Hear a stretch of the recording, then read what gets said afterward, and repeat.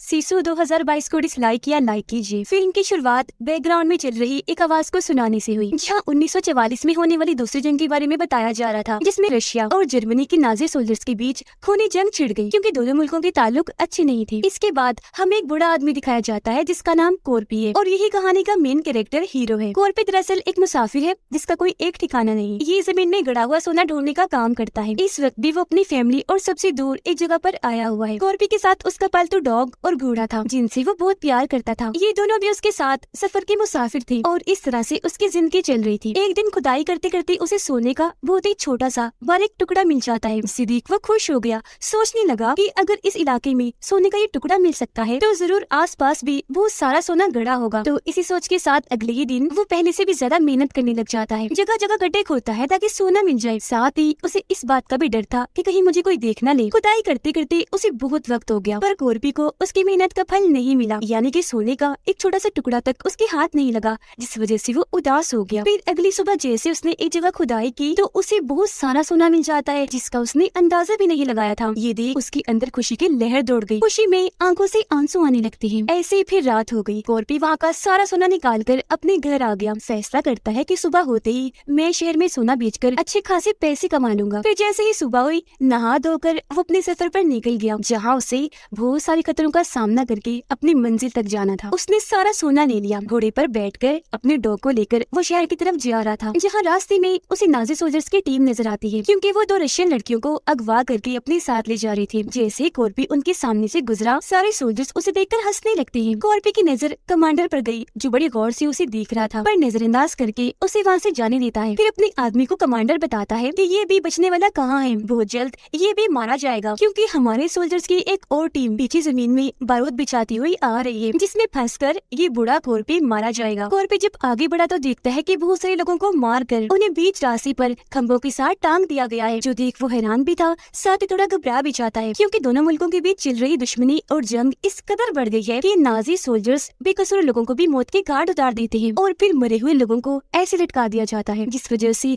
हर किसी का वहाँ आना जाना किसी खतरे से खाली नहीं था। फिर वहाँ से थोड़ा और आगे जाने पर उस आर्मी का एक और सोल्जर कोर्पी को रोक लेता है और उसकी तलाशी लेने लगा, जहाँ उसे पता चलता है कि कोर्पी एक स्मगलर भी है जो सोना चुपचाप यहाँ से स्मगल करके ले जा रहा था। इस बात से सोल्जर को गुस्सा आया। वो कोर्पी को सारा सोना देने और खुद को उनके हवाले करने का कहता है। ये देखकर कोर्पी अपने डॉग को वहाँ से भागने का कहता है। जब डॉग वहाँ से भागा तो सोल्जर्स उस पर गोलियां चलाने लगते हैं। गोलियों की आवाज सुनकर आगे बढ़ रहा वो कमांडर समझ जाता है कि जरूर मेरे सोल्जर ने उस बूढ़े कोर्पी का काम तमाम कर दिया होगा, जिस बात से वो मुस्कुराने लगा। और उसे क्या पता था कि ऐसा कुछ नहीं हुआ। उधर सोल्जर कोर्पी को परेशान करने लगा। वो उसे तंग करके मजाक बना रहा था और उस पर हंस रहा था, जिस बात से कोर्पी को गुस्सा आ गया। उसने अपना चाकू लिया और उसके सर में घुसाकर आर पार कर दिया, जो देखकर तो बाकी सोल्जर्स की हालत ही खराब हो गई, लेकिन फिर भी वो एक साथ उस पर हमला कर देते हैं। तो फिर क्या था, कोर्पी भी अकेला ही उनसे लड़ पड़ा। एक सोल्जर की वो टांग तोड़ देता है तो एक की गर्दन और एक पर गोलियां चलाकर उसे मार डालता है और इस तरह से उसने सबको मार दिया, जिसे हम भी समझ जाते हैं कि बेशक वो बुरा है लेकिन हद से ज्यादा बहादुर और ताकतवर है कि इतने सारे सोल्जर्स भी उसके सामने टिक नहीं पाए। गोलियों की आवाज सुनकर कमांडर टैंक को मोड़कर वापस लेने को कहता है और जब वो उस जगह पर आया तो अपने सोल्जर्स की लाशें देखकर काफी हैरान रह गया। लेकिन जब एक सोल्जर की लाश के ऊपर से उसे सोने का एक टुकड़ा मिला तो वो काफी दंग रह गया, ये सोचकर कि अभी अभी जिस आदमी को हमने बूढ़ा समझकर नजरअंदाज कर दिया वो तो सोने का स्मगलर है जिसके पास न जाने कितना सोना होगा। तो अब कमांडर भी सोने की लालच में अपना टैंक उसके पीछे पीछे दौड़ाने लगता है। बहुत जल्द उसे कोर्पी दिख भी गया, जिस पर अपने साथियों को कहकर वो गोलियां चलवाने लगता है, जिनसे बचने के लिए कोर्पी अपने घोड़े को तेज दौड़ाकर थोड़ा दौड़ निकल आता है। कमांडर ने भी गोलियां चलवाना बंद कर दी थी क्योंकि वो कोर्पी को देख रहा था कि वो जा कहाँ रहा है, क्योंकि कोर्पी उस जगह पर आ गया था जहाँ जमीन में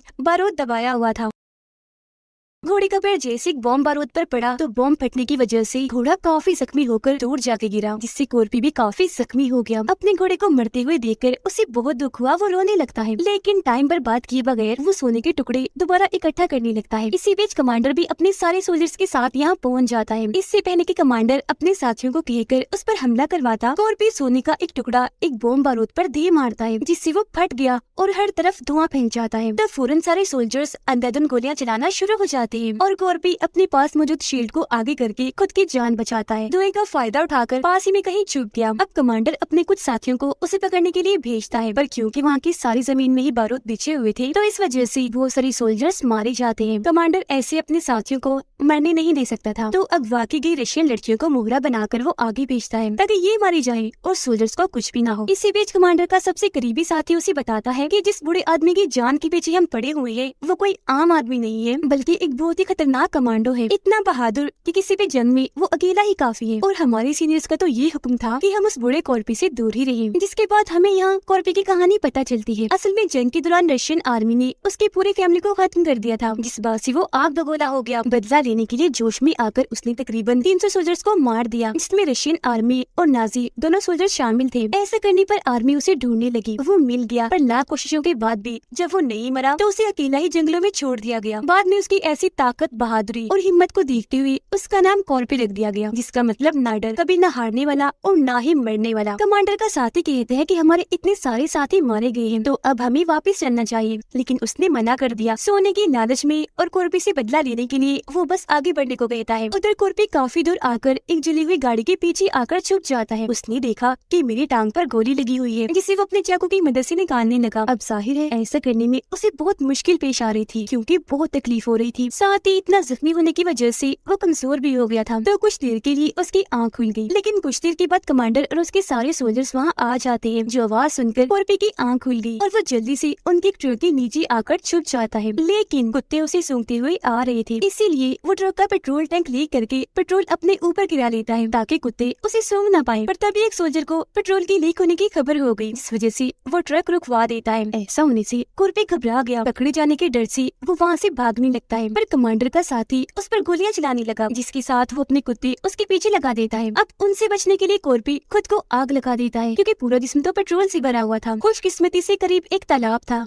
जिसके अंदर फौरन वो कूद जाता है। अब उसकी ऐसी हिम्मत और बहादुरी देखकर सारे सोल्जर्स काफी हैरान और परेशान हो जाते हैं कि आखिर ये है क्या, मरता ही नहीं और इसे पकड़ा कैसे जाए। पर कमांडर की उसे पकड़ने की कोशिश यहाँ खत्म नहीं होती, बल्कि वो अपने कुछ सोल्जर्स को कश्ती के जरिए पानी में भेजता है। फिर वो पानी में कूद जाते हैं कॉर्पी को पकड़ने के लिए, पर वहाँ भी कॉर्पी एक एक करके सभी को पानी में मार देता है। यानी उसका जोर न सिर्फ जमीन पर था, बल्कि पानी के अंदर भी वो बहुत ताकतवर था। ऐसे फिर वो इस तालाब से भी भाग जाता है, लेकिन उसका पालतू डॉग पीछे ही रह गया, जिसे देखकर कमांडर अब एक नया प्लान तैयार करता है। कॉर्पी वहाँ से निकलकर एक सुनसान जगह पर आकर रुक गया। यहाँ एक पुराना टूटा फूटा पेट्रोल पंप था, जिसके अंदर जाकर वो आराम करने लगा, क्योंकि काफी जख्मी हो गया था। लेकिन तभी उसे अपने डॉग की आवाज आई। वो जैसे बाहर अपने डॉग के पास आया तो देखता है कि इसके जिस्म पर तो बॉम्ब बांधा हुआ है। कॉर्पी बॉम्ब उतारकर जैसे उसे फेंकने लगा, अचानक बॉम्ब फट गया, जिससे वो काफी दूर जाकर गिरता है। फौरन बेहोश हो गया। थोड़ी देर बाद यहाँ कमांडर और उसके साथी आ गए, जो कॉर्पी को घसीटकर वहाँ लगी एक लकड़ी के पास ले जाते हैं। फांसी लगाकर उसे वहाँ लटका दिया जाता है, जिसके बाद वो लोग वहाँ से चले गए। अब आपको क्या लगता है कि कॉर्पी का खेल खत्म? नहीं, बिल्कुल नहीं, क्योंकि हम जानते हैं कि वो एक खतरनाक कमांडो है, तो ऐसे उसका खात्मा नहीं हो सकता। इस तरह के खतरों से कैसे निपटना है वो अच्छे से जानता है। वो लकड़ी के खंभे पर लगी कील के ऊपर अपना पैर रख लेता है, जिससे उसकी फांसी का वजन कम हो गया और कुछ देर के लिए मरने से वो बच जाता है। कुछ ही देर में सुबह हो गई। एक प्लेन के जोर से वहाँ से गुजरने की वजह से रस्सी ढीली हो गई, नीचे की तरफ आकर टूट गई, जिससे कॉर्पी नीचे गिर जाता है। प्लेन के दोनों पायलट इसी पेट्रोल पंप पर आते हैं पेट्रोल भरने के लिए। जैसे उनकी नजर कॉर्पी पर पड़ी तो वो एक पायलट को भेजते हैं उसे मारने के लिए। अब कॉर्पी, जो बहुत ज़हीन था, बड़ी चालाकी से दोनों पायलट्स को मार देता है और एक को जख्मी कर देता है। ऐसा करने के बाद वो अपने जख्मों की मरहम पट्टी करता है, जिसमें वो किसी बैंडेज पट्टी का इस्तेमाल नहीं करता, बल्कि लोहे की बारीक तार से अपने जख्म सीता है। ये देखकर तो सामने पड़ा जख्मी पायलट कांप उठा, क्योंकि उसने आज से पहले इतना हिम्मत वाला आदमी कभी नहीं देखा था।